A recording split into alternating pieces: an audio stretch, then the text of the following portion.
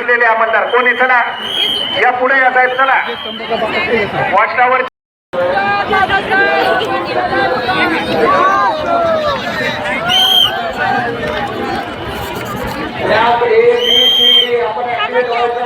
अधिकारी अंमलदार अधिकारी